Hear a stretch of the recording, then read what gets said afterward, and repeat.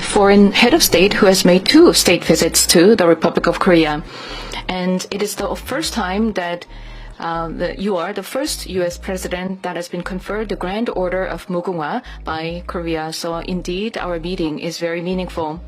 And what is also significant and impressive is that it's been 9 months since your inauguration, and around the world, in 8 conflict zones, you brought peace. So you are indeed a peacemaker. So it's almost once a month.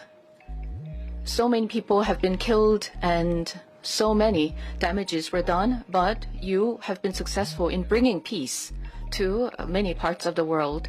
And I hope that your peacemaking skills can be applied to the Korean Peninsula so that we can bring peace on the Korean Peninsula as well.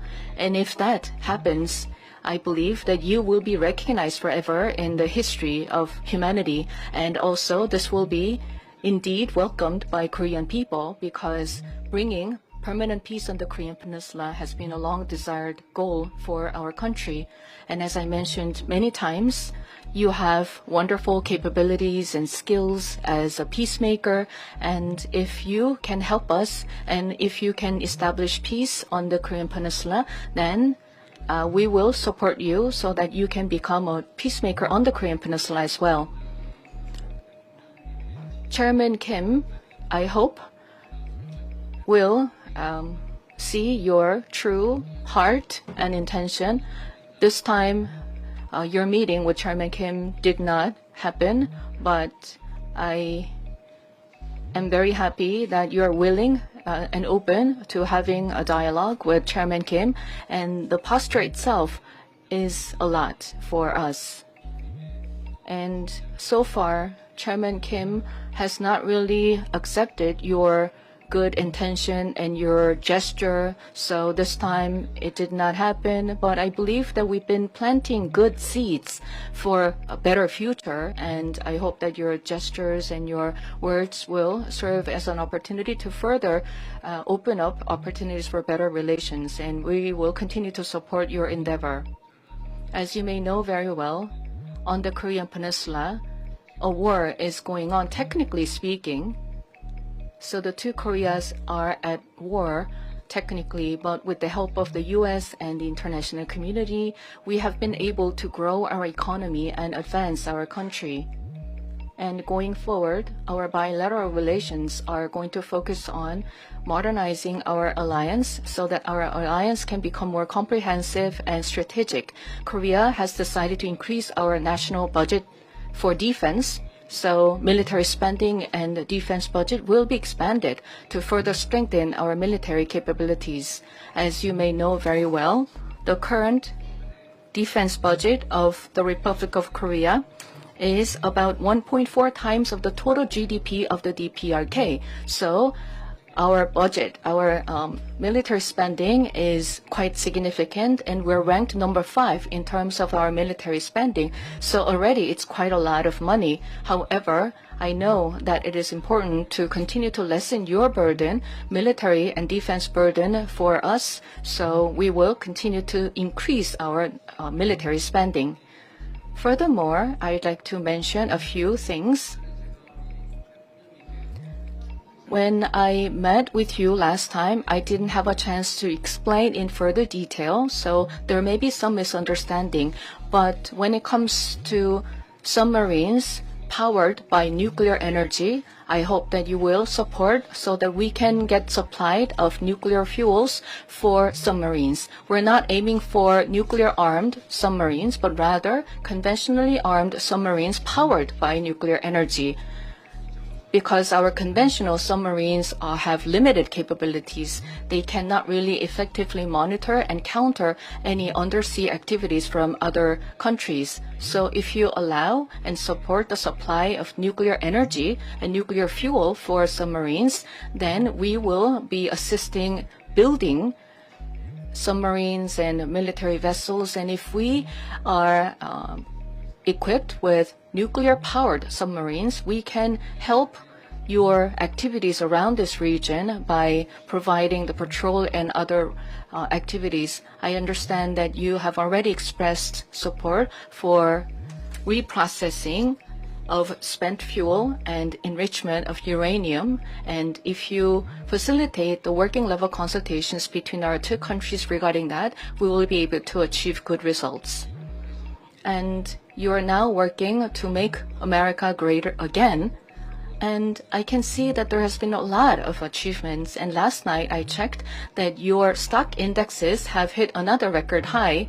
So you are indeed making America great again. And so against this backdrop, Korean companies will continue to invest in the U.S. and we will continue to support your endeavor in revitalizing your manufacturing sectors, and shipbuilding sector cooperation will also continue because this will benefit the Korean economy as well, and it will benefit the U.S. economy. And all these efforts will further advance and strengthen our bilateral alliance and relations. We have 50 million people in Korea, and along with our Korean people, once again, I welcome you to the Republic of Korea, and I hope that we will continue to work together for better Korea, for better U.S., and also for better bilateral alliance. Welcome once again. Thank you very much. Well, I'd like to thank you very much, and I want to thank all of your people, many of whom I know, and we've been dealing. They're very tough negotiators, and that's the way it should be. And I will say that we're working together. There's a great love between our communities, between our people, between leadership, and we're all friends. I know you showed me a picture from a long time ago of you and I, and you're looking better now than you did then. That was quite a while ago, so you're doing something well. But I will say this, that the Korean Peninsula, and I know you are officially at war, but we will see what we can do to get that all straightened out. We've been very lucky. I've been very fortunate to be able to solve a lot of problems in the world. I didn't even know there were so many problems. There were countries that nobody knew that they were even fighting, and yet they were killing millions and millions of people. And we got them, with the exception of one, which I think we're going to get straightened out, Russia, Ukraine. But we got them all done, all finished. And you know that I'll be working on this very hard with you, with your team, with a lot of other people, see if we can do something that makes sense. I know Kim Jong-un very well. We get along very well. We really weren't able to work out timing. We have President Xi is coming tomorrow, and that was something that obviously is very important to the world, to all of us. You'll be watching very carefully. We're meeting right here, and we're all looking forward to that. I think it's going to work out very, very well for everybody, and I look forward to seeing him. And that was our focus really for this visit. But we'll have other visits, and we'll work very hard with Kim Jong-un and with everybody on getting things straightened out, because that makes sense. You know, I have a couple of phrases that I like. One of them is common sense. It's common sense that should work out, and I feel certain that it will. It may take a little time. You have to have a little patience, but I feel absolutely certain that it will.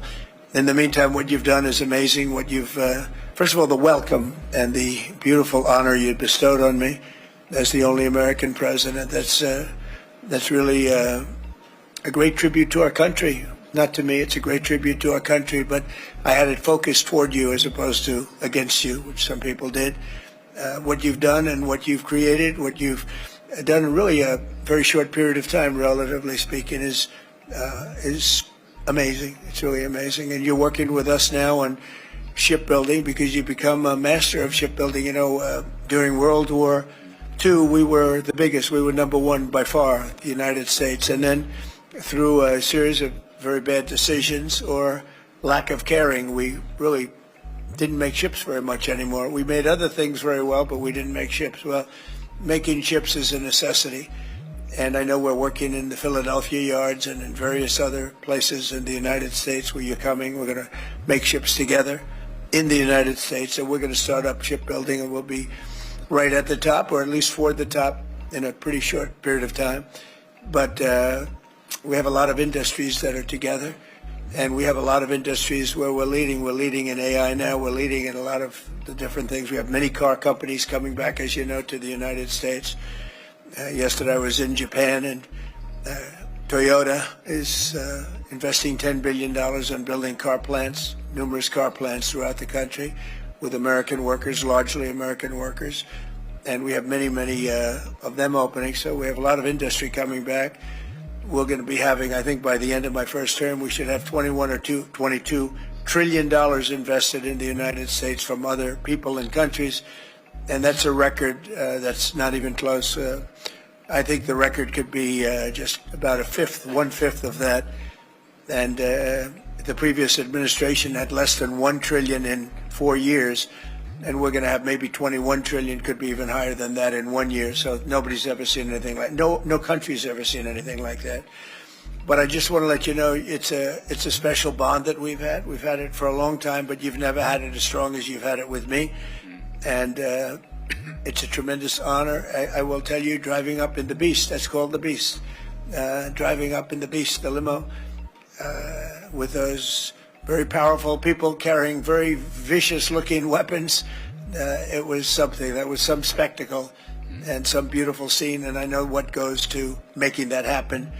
But it was so perfect, so flawlessly done, and all of us, I can speak for my entire cabinet and all the people with me, I don't think we've ever seen anything like that. So I just want to thank you for that. That was a very special welcome, and it will be remembered. And Marco, I think you're working extremely well with the defensive side, defense and offense. You know, we have both defense and offense, and they're equally as good. In fact, our defense is very important from the standpoint of helping other countries. But we're going to take care of, we're going to work with you, and we're going to take care of the one, it's really a lingering cloud. I would call it a lingering cloud that's over your head. We're going to see if we can get that straightened out. And I just want to thank you again for the welcome. And I wanted to say we've been friends for a long time, and you are going to be a great president. You already are.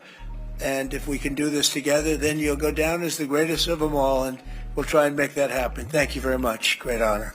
Thank you. Thank you.